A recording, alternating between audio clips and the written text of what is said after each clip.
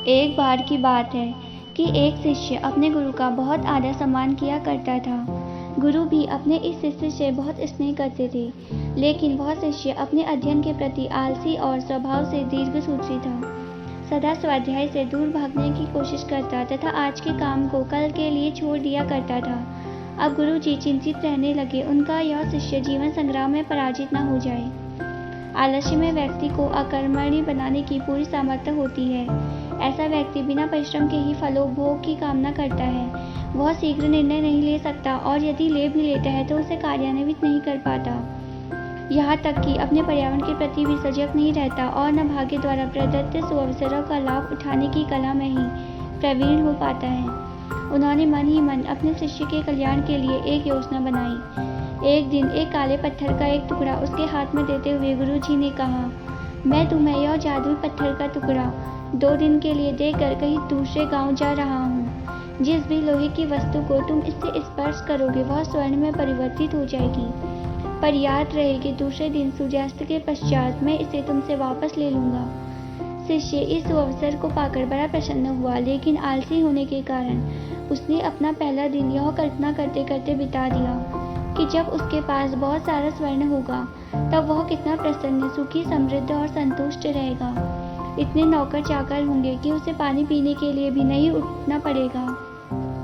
फिर दूसरे दिन वह जब प्रातःकाल जागा, उसे अच्छी तरह से स्मरण था कि आज स्वर्ण पाने का दूसरा और अंतिम दिन है। उसने मन में पक्का विचार किया कि आज वह गुरुजी द्वारा दिए गए काले पत्थर का लाभ जरूर उठाएगा। उसने निश्चय किया कि वो बाजार से लोहे के बड़े बड़े सामान खरीद कर लाएगा और उन्हें स्वर्ण में परिवर्तित कर देगा। दिन बीतता गया पर वह इसी सोच में बैठा रहा कि अभी तो बहुत समय है, कभी भी बाजार जाकर सामान लेता आएगा। उसने सोचा कि अब तो दोपहर का भोजन करने के पश्चात ही सामान लेने निकलूंगा। पर भोजन करने के बाद उसे विश्राम करने की आदत थी और उसने बजाय उठ के मेहनत करने के थोड़ी देर आराम करना उचित समझा।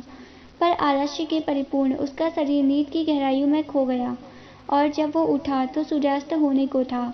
अब वह जल्दी जल्दी बाजार की तरफ भागने लगा, पर रास्ते में ही उसे गुरुजी मिल गए और उनको देखकर वह उनके चरणों पर गिरकर उस जादुई पत्थर को एक दिन और अपने पास रखने के लिए याचना करने लगा। लेकिन गुरुजी नहीं माने और उस शिष्य का धनी होने का सपना चूर चूर हो गया। पर इस घटना की वजह से शिष्य को एक बहुत ही बड़ी सीख मिली। उसे अपने आलस्य पर पछतावा होने लगा। वह समझ गया कि उसके जीवन के लिए एक आलस्य एक अभिशाप है और उसने प्रण किया कि अब वो कभी भी अपने काम से जी नहीं चुराएगा और एक कर्मठ, सजग और सक्रिय व्यक्ति बन के दिखाएगा।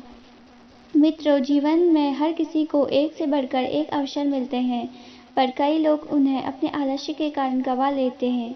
इसलिए मैं कहना चाहती हूँ कि यदि आप सफल, सुखी, भाग्यशाली, धनी अथवा महान बनना चाहते हैं तो आलस्य और दीर्घसूत्रता को त्याग कर अपने अंदर विवेक, कष्टसाध्य श्रम और सतत जागरूकता जैसे गुणों को विकसित कीजिए।